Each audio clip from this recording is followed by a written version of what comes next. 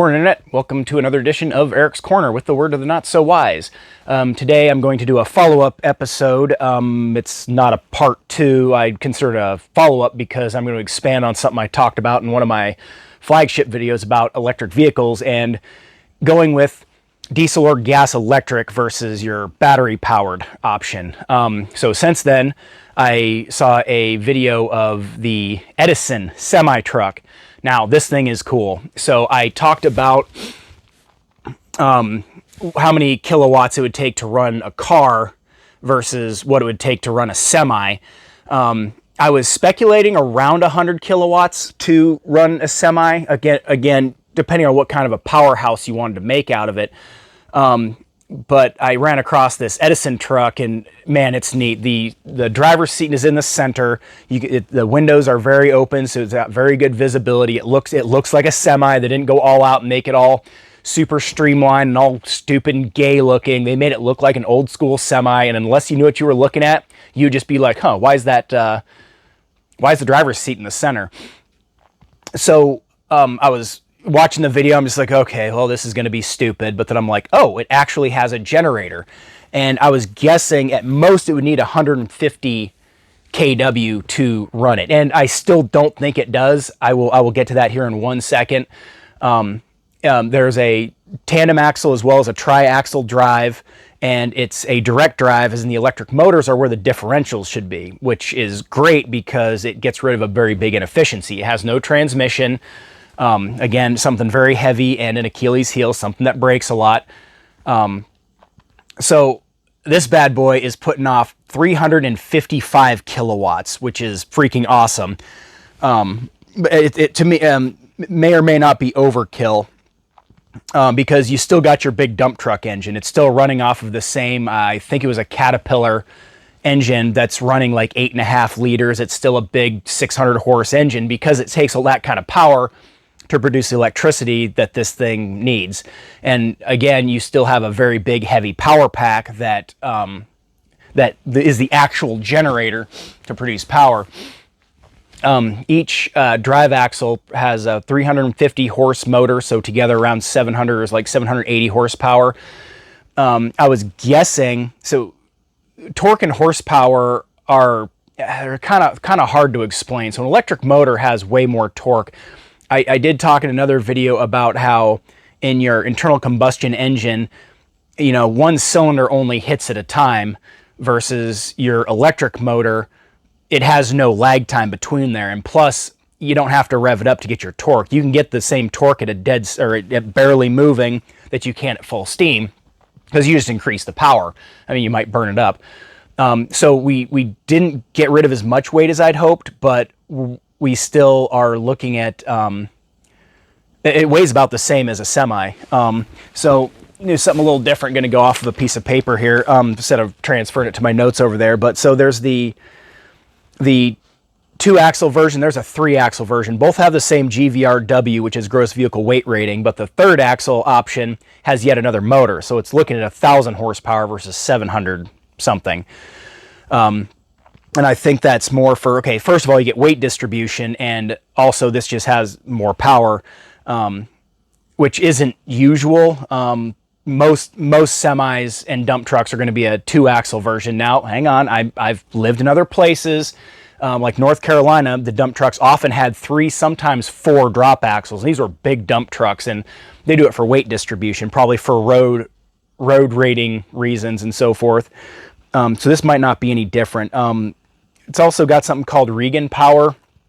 I totally meant to look that up before this video, but and I was guessing the 700 horse. We're going to talk about the 2-axle version just because that's the notes I have in front of me. I was guessing it was going to have around 700 horse dump truck engine would be running around 1,500 to 1,800 pounds of torque in your newer ones. And of course, your newer ones are probably closer to 2,500 foot-pounds of torque. But you start pushing that much power out of them, you start to reduce longevity and start having more breakdowns and problems.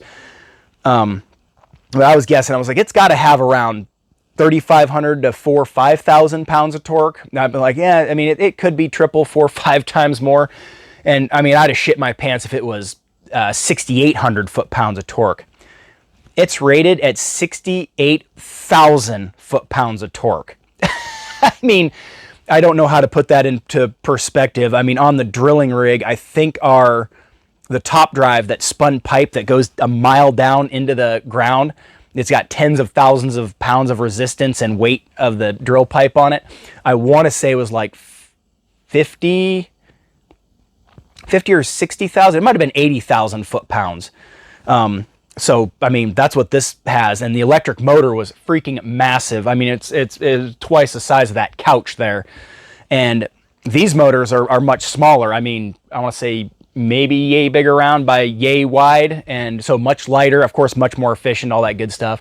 The new drilling rigs had like 120,000 pounds of torque, but they're supposed to be able to drill like 3 miles down or something. I don't know if that helps. But so again, to circle back, what the truck needs to push it, I mean, again, it's a 350 kilowatt dump truck engine.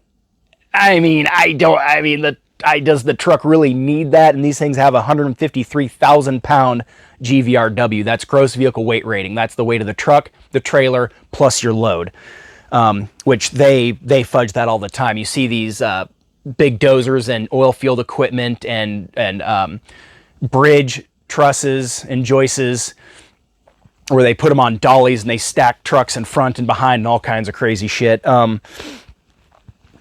So, I mean, that's absolutely mind-blowing that they're getting that kind of power. So again, I think we could lighten it a lot. I think they kind of flexed a little bit there, which is fine. Again, part of the problem with this thing, the initial investment, I mean, it's got to be $1.5 million semi, but they didn't, I didn't find anywhere where it said anything about the projected loaded fuel economy. But I mean, a loaded semi with, you know, your 60,000-ish pound trailer, let's say. I mean, they're getting about 4 or 5 miles to the gallon. I got 8 miles to the gallon pulling a 26,000 pound race car trailer up here when I got out of the Navy, which I thought was pretty good. It only got 11 on the highway, 12 on the highway, completely empty. So only dropping 4 miles to the gallon, pulling 2.25 times what the truck even weighed. So I was grossing 36,000 pounds, and that's a fact because I put it on a scale. So yeah, that's pretty cool stuff. Okay, it's a Cat C9. So yeah, it was a Caterpillar engine. Great product. Caterpillar make an absolutely great product, I think. And you can get parts for shit 50 years old. Very good with parts. No, they don't sponsor me. I just got a little experience with big engines. Like I said, I'm a car guy, so I pay attention to these things. So optional power steer E-axle for an 8-wheel drive. Oh, wow. Okay, so that's the 3 axles in the back plus your drive axles would steer, or I mean, obviously the front axles obviously steer, would have power to them. Top speed, 81 miles an hour. So yeah, you know, I talked about like an F-150 or whatever. There's making enough power to move something like my half-ton pickup. I pulled my dad's 10,000 pound skid steer up the hill coming out of my hometown. It's around a 6% grade at the steepest, and I think the hill, I don't think the hill's 2 miles long, but it's like the biggest hill in the state that you're going to drive up. I mean, these semis with 86,000 pounds of torque with only 700 horsepower, I mean, they can tow fully loaded up going over the Rocky Mountains on I-70 down in Colorado, either direction between Denver and Grand Junction. Pull that son of a bitch doing 90 miles an hour fully loaded with that kind of power. That is just absolutely freaking unreal. You know, your internal combustion engine would have 700 horsepower and again, only maybe say 17, 18, 1900 pounds of torque. I mean, 68,000 pounds of torque is just absolutely freaking unbelievable. Like, we had these electric motors on the Carrier. There were 3 of them that ran the hydraulics, and I think it had 6-inch hydraulic lines.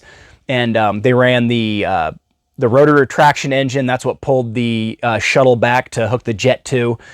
Run the jet blast deflectors, the bridle tension. Crap, that's not what it's called. When you take bridle tension, there's something that pushes the shuttle forward. And that's what pulls the jet down a little bit.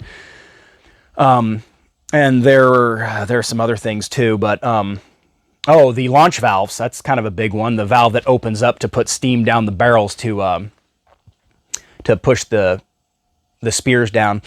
And it said there was a plaque right on the side, shockingly. I think it was like 150 horsepower. But again, I don't know how many pounds of torque that was. And I was guessing maybe probably 500-600 pounds of torque, but Jesus Christ, these things were massive, and they had to have weighed 4,000 or 5,000 pounds. Which, you know, to me, all this stuff was really cool stuff. So again, trying to kind of put something into perspective. But these are, of course, older technology, and they don't need to be compact. I mean, a carrier, you're not worried about weight. On a semi or aircraft, weight is obviously a much bigger deal. So anyway, yeah, so there's having enough power to do something. So with your car or your F-150, you're trying to make enough power to, where something drives nice and will also perform. We don't need in your pickup. I mean, again, I pull my dad's 10,000 pound skid steer. Totally got off track with this story. I could do 60 up this hill in my half-ton Tundra that's got the small V8. Of course, I'm wrapping out and turning a lot of RPMs and probably getting horrible fuel economy, but I wanted to see if I could do it. I could do 60. The speed limit's 45. So, I mean, even if the speed limit was 65, okay, I'm close enough. Down in the States where you have much higher speed limits. So in these battery or hybrid trucks, diesel electric, like think things should go. Okay, so you have to slow down a little bit. There's necessary power, and then there's flexing, which this Edison, I think they kind of flexed a little bit. I mean, I think a lot less power would have done the job. So, and plus in your commuter car or pickup, you're trying to balance. You want good power, but you also want fuel efficiency. I mean, what's the point of being able to tow 12,000 pounds at 90 miles an hour up a hill? First of all, that's not safe. Second of all, what's the point when your day-to-day driving is going to suffer in economy? I mean, there's no point. I mean, slow down a little bit. It's just not necessary. So that's why I don't drive a big diesel truck. That's why I sold my F450. I just flat didn't need it, which of course I'm doing construction now, so I kind of wish I had it again. So yeah, back again, I mean, I think, a 5-7 kW generator, I would most definitely power your F-150 and perform very good. It would drive fantastic. I mean, again, you'd have to slow down a little bit pulling hills, but you've got to slow down a little bit anyway. So anyway, that's my 2 cents on the Edison. I mean, these people don't sponsor me. They have no idea who the hell I am.